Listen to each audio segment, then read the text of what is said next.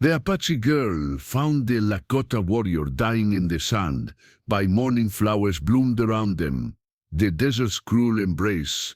The sun hung mercilessly in the cloudless sky, its rays beating down upon the endless expanse of desert sand that stretched toward the horizon like a golden sea frozen in time. Ayana moved through this harsh landscape with the fluid grace of one born to its challenges, her moccasined feet finding purchase on the shifting dunes with practiced ease. The Apache girl's dark hair was braided with strips of leather and adorned with small turquoise beads that caught the light as she walked, creating tiny flashes of blue against the monotonous tan of her surroundings. At 17 summers, Ayana possessed the keen instincts of a seasoned tracker, taught by her grandmother to read the desert's subtle language, the way the wind carved patterns in the sand, how the shadows of rocks could reveal hidden water sources, and which plants held medicine in their roots and leaves. Today, she had ventured far from her people's temporary camp in search of the sacred white sage that grew only in the deepest parts of the desert, where few dared to travel. The medicine bag at her side already contained several precious herbs: desert willowbark for pain, creosote for infections, and the rare ghost flower that bloomed only under the full moon. Her grandmother, Iceni, had been training her in the ancient ways of healing since childhood, and Ayana felt the weight of that responsibility with every step she took into the wilderness. As the afternoon wore on, the heat became almost unbearable. Even for someone accustomed to the desert's extremes, the temperature was punishing. Ayana paused to drink sparingly from her water gourd, knowing she must conserve every drop for the journey back to camp. It was then that she noticed something unusual in the distance, a dark shape that didn't belong to the natural contours of the landscape. Her heart quickened as she approached, her hand instinctively moving to the bone-handled knife at her belt. In these lands, strangers often meant danger, and her people had learned to be cautious of anyone who wasn't Apache. But as she drew closer, her wariness transformed into something else entirely: compassion. Laying motionless in a shallow depression between two dunes was a young man, his body partially buried by the sand that the wind had blown over him. His skin was bronzed by sun and weather, and his long black hair was adorned with feathers and beads in a style she didn't recognize. Most telling were the clothes he wore: buckskin leggings decorated with intricate beadwork, and the vest that bore the distinctive patterns of the Lakota people, traditional enemies of her tribe. Ayana's breath caught in her throat. A Lakota warrior in Apache territory, hundreds of miles from his homeland. How had he come to be in this desolate place? And more importantly, was he still alive? She knelt beside him, her training overriding the generations of tribal animosity that should have made her turn away. Gently brushed the sun from his face, revealing strong features marked by exhaustion and dehydration. His lips were cracked and bleeding, his skin hot to the touch with fever. But when she placed her ear close to his chest, she could hear the faint, irregular beating of his heart. He was alive, but barely. Ayana looked around the empty desert, knowing that no one would come to help. Her people were a day's walk away, and even if she could somehow get word to them, they would likely refuse to aid the Lakota warrior. The enmity between their tribes ran deep, born of countless raids and counter-raids, stolen horses and spilled blood that stretched back through the generations. But as she gazed down at the unconscious man, Ayana saw not an enemy, but a fellow human being in desperate need. Her grandmother had always taught her that the gift of healing came with a sacred responsibility to help any living creature that suffered, regardless of tribe or species. The desert had brought this warrior to her, and perhaps there was a reason for it that she couldn't yet understand. Making her decision, Ayana immediately set to work. She carefully lifted the warrior's head and gave him tiny sips of water from her gourd, watching as his throat worked reflexively to swallow. She used her hands to create shade over his face and began the delicate process of moving him to a more sheltered spot she had noticed nearby, a small outcropping of rocks that would provide protection from the sun's brutal assault.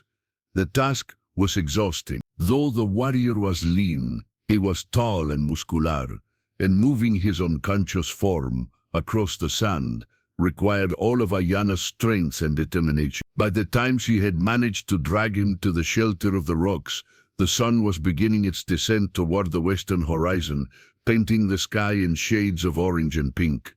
As darkness approached, Ayana gathered what dry brush she could find and built a small fire. The desert nights could be as cruel as the days were hot, and she knew that maintaining the warrior's body temperature would be crucial to his survival. She also began preparing the medicines she carried, grinding herbs between two stones and mixing them with precious drops of water to create healing poultices and tonics. Throughout the night, she tended to him with the skill her grandmother had taught her. She cleaned his wounds, evidence of some fierce battle that had left him with cuts and bruises across his torso and arms.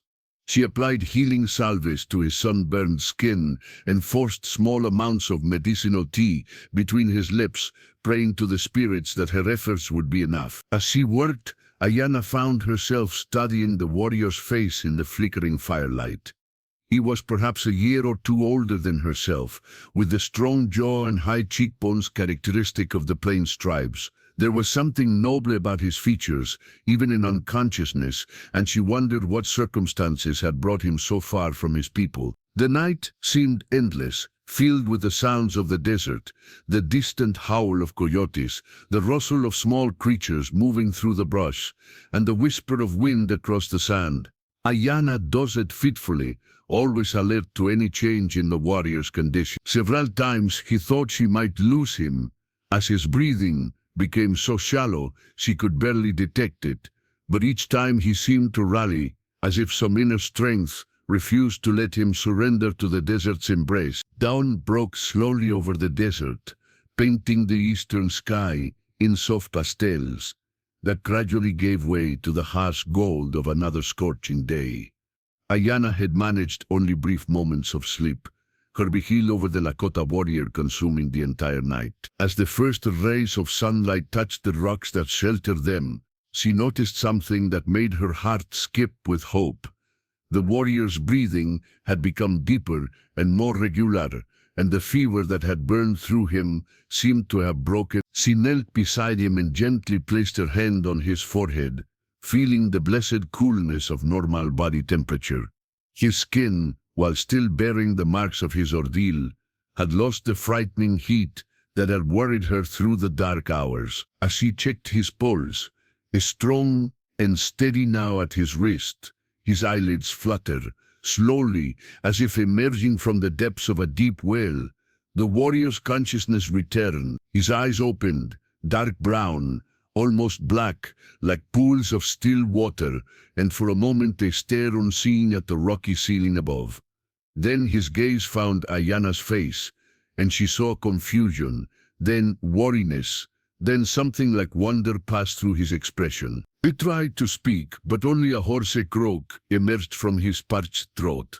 Ayana quickly reached for her water gourd and supported his head as she helped him drink. The cool liquid seemed to restore some of his strength, and after a few moments, he was able to whisper a single word in his own language, Wakan, sacred, holy. Ayana didn't understand the Lakota tongue, but something in his tone, in the way he looked at her, conveyed a meaning that transcended language. She responded in Apache, her voice soft and reassuring. You are safe. I found you in the desert. You were very sick. The warrior's brow furrowed as he tried to process her words, clearly not understanding her language any more than she understood his. But actions spoke louder than words, and the evidence of her care was all around them. The shelter she had provided, the remains of medicinal herbs, the careful way she continued to tend to his needs. Slowly, painfully, he managed to push himself up to a sitting position, though Ayana could see the effort it cost him. He looked around at their makeshift camp, taking in the details with the trained eye of a warrior, assessing his situation. When his gazes returned to her, there was a question in his eyes that needed no translation. Why? Why had she helped him? Why had an Apache girl risked her own safety to save the life of a Lakota warrior, a member of a tribe that her people considered enemies? Ayanna wished she could explain in words he would understand. She wanted to tell him about her grandmother's teachings, about the sacred duty of healers to preserve life wherever they found it threatened. Instead, she could only offer him more water and began preparing a broth from the dried meat and healing herbs she carried. As the morning progressed, the warrior's strength slowly returned. He was able to eat small amounts of the nourishing broth Ayanna prepared, and with each passing hour, his eyes grew clearer and more alert. She learned his name through gestures and repetition, Lakota, which she somehow sensed meant something important in his language, though she didn't know it meant friend to all. In return, she taught him her name, watching as he carefully shaped the unfamiliar syllables. Ayanna. When he said it, the name seemed to take on new meaning, as if it were a prayer or an incantation, rather than simply what her parents had chosen to call her. By midday, Lakota was strong enough to sit up without assistance, though Ayanna could see that he was still far from fully recovered. She knew she faced a difficult decision. Her people would be expecting her return soon, and if she didn't appear, they would send search parties. But Lakota was not yet strong enough to travel, and leaving him alone in the desert would be tantamount to a death sentence. As if sensing their dilemma, Lakota began to speak in his own language, his voice growing stronger with each word. Though she couldn't understand the specific meaning, Ayanna could hear the gratitude in his tone, the acknowledgement of the debt he owed her. He gestured it to himself, then to the desert around them, and she understood that he was trying to tell her she should go, that he would manage on his own. But Ayanna shook her head firmly. She had not spent the night fighting for his life only to abandon him now. Until she began to gather more firewood and prepare for another night in the desert. Her people would worry, but they would also understand. Her grandmother had taught her that sometimes the spirits put tests in a healer's path. And this felt like such a test. As the second day wore on, something remarkable began to happen. Despite the language barrier, Ayanna and Lakota found ways to communicate that went beyond words. She showed him the plants she used for medicine, and he demonstrated his knowledge of desert survival techniques that were different from but complementary to her own. When she pointed to the sky and traced the path of the sun, he understood that she was asking about his journey, and he managed to convey through gestures that he had been traveling for many days, fleeing from some great danger. The afternoon brought another challenge when Lakota's wounds began to show signs of infection. Despite Ayanna's careful treatment, she could see the red streaks beginning to spread from a particularly deep cut on his shoulder, and she knew that without stronger medicine, the poison in his blood could still kill him. Leaving him in the shade of the rocks, Ayanna ventured out into the desert heat once more, searching for the plants she needed. The sacred white sage she had originally come to find would help, but she also needed the root of the desert broom and the flowers of the fairy duster, both of which had powerful healing properties, but were difficult to locate. The sun was merciless as she searched, and more than once she felt dizzy from the heat and her own dehydration. But her grandmother's training sustained her, and eventually she found what she was looking for. As she carefully harvested the precious plants, offering prayers of gratitude to their spirits, she felt a strange sense of purpose, as if this moment had been ordained by forces greater than herself. When she returned to their shelter, she found Lakota watching the horizon with the alert gaze of a warrior who had learned never to let down his guard. But when he saw her approaching, his expression softened, and she saw relief in his eyes that she had returned safely. Working quickly, Ayanna prepared a powerful healing poultice from the plants she had gathered. The process required her to chew some of the roots to release their medicinal properties, then mix them with other herbs and a small amount of water to create a paste. As she applied the medicine to Lakota's infected wound, she began to sing softly in Apache, a healing song her grandmother had taught her, one that was said to call upon the spirits of the plants to lend their power to the cure. Lakota listened to her song with an expression of wonder, and when she finished, he began to sing as well. His voice was deep and resonant, and though the melody was different from any Apache song she knew, There was something universal about it, something that spoke of gratitude and hope and the mysterious connections that could form between strangers in the wilderness. As the second night fell, Ayana felt a change in the air around them. The desert, which had seemed so hostile and unforgiving, now felt almost protective, as if it had accepted their presence and was sheltering them in its embrace. She couldn't explain the feeling, but she sensed that something sacred was happening in this place, something that would change both of their lives forever. The third day dawned with a subtle transformation in the desert around them. Where before there had been only sand and scattered rocks, Ayana noticed tiny green shoots pushing through the earth near their shelter. At first, she thought her eyes were playing tricks on her. It was not the season for new growth, and the harsh conditions should have made such life impossible. But as the morning light grew stronger, she could see that the shoots were real, and they were spreading in a rough circle around the place where she had tended to Lakota. Lakota noticed them too, and when their eyes met, she saw the same wonder and confusion reflected in his gaze. He spoke softly in Lakota, and though she didn't understand the words, his tone conveyed the same awe she felt. Something extraordinary was happening, something that neither of their people's stories had prepared them for. The warrior was much stronger now, able to stand and walk short distances without assistance.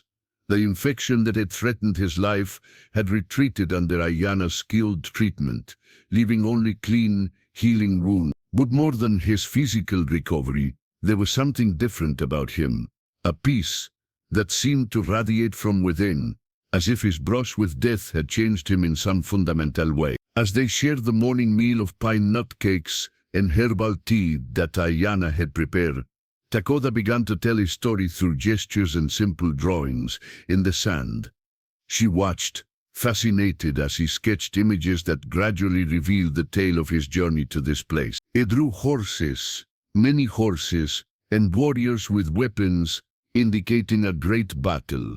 Then he showed himself separated from the others, fleeing across vast distances marked by mountains and rivers. His drawings revealed a pursuit that had lasted for weeks, enemies who had driven him far from his homeland into territory where no Lakota should venture. When he drew the final scene, himself collapsed in the desert, dying, and then added her figure kneeling beside him, Ayana felt tears prick her eyes. She understood now that his presence here was not by choice, but by desperate necessity, and that without her intervention, his story would have ended in the sand. In return, she began to share her own story, drawing her village, her grandmother, and the sacred plants she had been seeking. When she found him, she showed him the symbols of her calling as a healer, the responsibility she carried to preserve life and ease suffering. When she drew the moment of finding him, she added something that made Lakota's breath catch. She drew a light around both their figures, indicating that their meeting had been guided by something beyond mere chance. As the day progressed, they developed their own language of gestures, expressions, and simple sounds that allowed them to communicate with increasing sophistication. Lakota proved to be a quick learner, picking up Apache words for basic concepts like water, food, and safety. In return, he taught her Lakota words, and she found his language musical and expressive, full of sounds that seemed to echo the wind across the plains. But it was in the afternoon, as they rested in the shade during the hottest part of the day, that the most significant breakthrough occurred. Lakota had been studying Ayana's face with an intensity that made her self-conscious, and finally he reached out tentatively to touch her hand. When she didn't pull away, he pressed her palm against his chest, over his heart, and spoke a single word in Lakota, "Can't waste." The word was beautiful, flowing like water over stones, and though she didn't know its meaning, she could feel its importance in the way he said it. He repeated it, then pointed to her, then back to himself, and suddenly she understood. It was a word of deep affection, of gratitude, that went beyond simple thanks for saving his life. In response, Ayana taught him the Apache word "shie," which meant "my heart" or "beloved." When she said it while looking into his eyes, she saw understanding dawn in his expression. followed by something that made her own heart race, a look of such tenderness and wonder that it took her breath away. They were falling in love, she realized, with a mixture of joy and terror. An Apache girl and a Lakota warrior, members of tribes that had been enemies for generations, were discovering feelings that transcended all the barriers of culture and history that should have kept them apart. As if to confirm the impossibility and the magic of their situation, the green shoots around their shelter had grown throughout the day, and now Ayanna could see that they were flower buds, dozens of them, in varieties she had never seen before. Some were the deep blue of turquoise, others the soft pink of dawn clouds, and still others were white as fresh snow. They defied everything she knew about desert plants and growing seasons, yet there they were, preparing to bloom in the most unlikely of places. That evening, as they sat by their fire, sharing another simple meal, Lakota began to speak of his people and his life before this journey. Through their developing language of words and gestures, he told her about the great herds of buffalo that roamed the plains, the ceremonies that marked the changing seasons, and the code of honor that governed Lakota warriors. In return, Ayanna shared the stories of Apache life, the seasonal migrations that followed water and game, the intricate knowledge of desert survival that her people had accumulated over countless generations, and the sacred traditions that connected them to the spirits of the land. As they talked, they discovered surprising similarities between their cultures. Both peoples valued courage, honor, and respect for the natural world. Both had rich traditions of storytelling and ceremony. Both understood that life was a sacred gift that should be cherished and protected. But they also learned about the conflicts that had shaped their people's relationship. Lakota spoke of Apache raids on Lakota hunting parties, while Ayanna told of Lakota warriors who had stolen Apache horses and taken captives. The pain in both their voices made it clear that the enmity between their tribes was not abstract but personal, marked by losses and grievances on both sides. Yet here they were, an Apache healer and a Lakota warrior, finding in each other not an enemy but a kindred spirit. The irony was not lost on either of them, and as the night deepened, they sat in contemplative silence, each lost in thoughts of what their growing feelings might mean. It was Lakota who finally broke the silence, speaking softly in a mixture of Lakota and the Apache words he had learned. It told her that among his people there were stories of sacred encounters in the wilderness, times when the spirits brought together souls that were meant to find each other despite all obstacles. I believed, he said, that their meeting was such an encounter, ordained by forces greater than the petty conflicts of their tribes. Ayanna felt the truth of his words resonate in her heart. Her grandmother had always taught her to trust in the wisdom of the spirits, to believe that everything happened for a purpose, even when that purpose was not immediately clear. Perhaps their love was meant to be a bridge between their peoples, a sign that healing was possible even between the most bitter enemies. As they prepared to sleep, the mysterious flowers around their shelter began to glow softly in the moonlight, as if lit from within by some inner fire. Neither Ayanna nor Lakota had ever seen anything like it, but they accepted it as another sign that their love was blessed by powers beyond their understanding. The fourth dawn brought with it a sight that would be burned into Ayanna's memory for the rest of her life. As the first rays of sunlight touched the desert floor, the mysterious buds that had appeared around their shelter burst into full bloom, all at once creating a circle of impossible beauty in the harsh landscape. Flowers of every color imaginably carpeted the ground, deep purples and brilliant yellows, soft pinks and vibrant oranges, pure whites and rich crimsons, all growing where nothing should have been able to survive. Lakota was already awake when the blooming began, and Ayanna watched in wonder as his face was illuminated by the reflected light of the flowers. He spoke a single word in Lakota, his voice filled with reverence, Wakan, the same word he had whispered when he first saw her face. Sacred. They stood together in the center of the flower circle, surrounded by beauty that defied all natural law, and Ayanna felt the presence of something divine. This was more than just an unusual botanical phenomenon. It was a sign, a blessing, a confirmation that their love was not only accepted by the spirits, but celebrated by them. As they walked among the flowers, careful not to disturb their miraculous blooms, Dakota began to speak of his vision for the future. Through their shared language of words and gestures, he told her of his dream, that their love might serve as a bridge between their peoples, a first step toward ending the cycle of violence that had claimed so many lives on both sides. But even as he spoke of hope, Ayanna could see the sadness in his eyes. They both knew that the world beyond this desert sanctuary would not welcome their love. Her people would see her as a traitor for caring for a Lakota warrior, while his would view him as weak for allowing an Apache woman to save his life. The flower circle might be a place of magic and acceptance, but it was also a prison of sorts, the only place where their love could exist without consequence. It was then that Ayanna made a decision that would change both their lives forever. She had been thinking throughout the night about her grandmother's teachings, about the responsibility of healers to bring peace wherever possible. If the spirits had brought her and Dakota together, perhaps it was not just for their own happiness, but for a greater purpose. She began to tell him about a vision that had come to her in dreams, a vision of Apache and Lakota children playing together, of warriors from both tribes sharing hunting grounds and trading goods instead of stealing them, of healers from different peoples working together to preserve life rather than destroy it. It was an impossible dream, perhaps, but the flowers blooming around them proved that impossible things could happen when the spirits willed it. Dakota listened to her vision with growing excitement, and she could see that it matched dreams he had harbored in his own heart.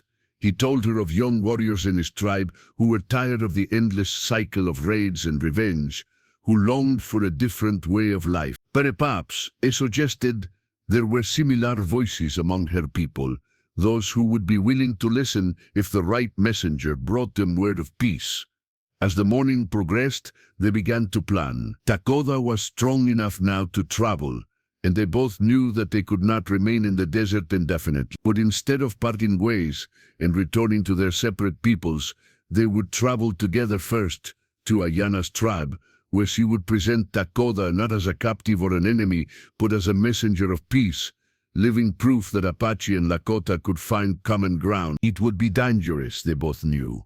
There was a very real chance that Ayanna's people would kill Dakota on sight, or that they would punish her for her betrayal of tribal loyalty. But the flowers around them seemed to whisper that courage was required for great changes, that someone had to be willing to take the first step toward a better future. They spent the day preparing for their journey, gathering the remaining medicinal plants, and making sure Dakota was strong enough for the long walk ahead. As they worked, they continued to develop their shared language, teaching each other words and concepts that would be crucial for their mission of peace. Ayanna taught Dakota the Apache words for friend, peace, and sacred trust, while he shared with her the Lakota concepts of mitakuye or yasin, all my relations, and wopi, harmony and peace. They practiced simple phrases that might help them communicate with her people, and Dakota worked to perfect his pronunciation of Apache words so that he could speak directly to the tribal elders. As the sun began to set on their fourth day together,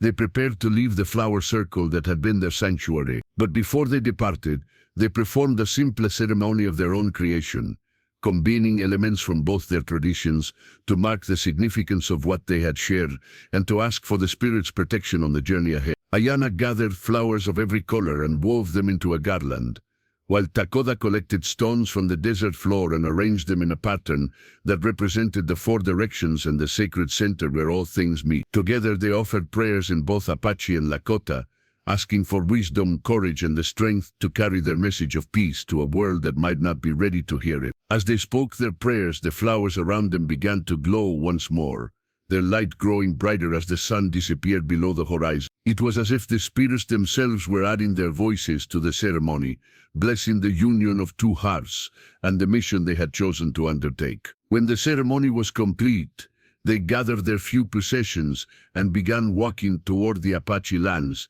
leaving behind the circle of miraculous flowers, but carrying with them the memory of what they had witnessed and the hope of what they might accomplish. The journey would take them 3 days across difficult terrain, and they both knew that their arrival would mark the beginning of the greatest challenge either of them had ever faced. But as they walked through the desert night, Guided by stars that seemed unusually bright, they felt the presence of something greater than themselves walking beside them. Behind them, the flowers continued to bloom in their impossible circle, a testament to the power of love to create beauty in the most unlikely places. And though neither Ayana nor Dakota looked back, they both somehow knew that the flowers would remain waiting for other lost souls who might need a reminder that miracles were possible, that love could transcend any barriers, and that sometimes the most beautiful things grew from the harshest ground. Their story was just beginning, but already it carried within it the seeds of transformation, not just for themselves, but for two peoples who had forgotten that they were in the end more alike than different. The Apache girl and the Lakota warrior walked into an uncertain future, but they walked together, and in that simple fact lay the hope of a new dawn for both their peoples.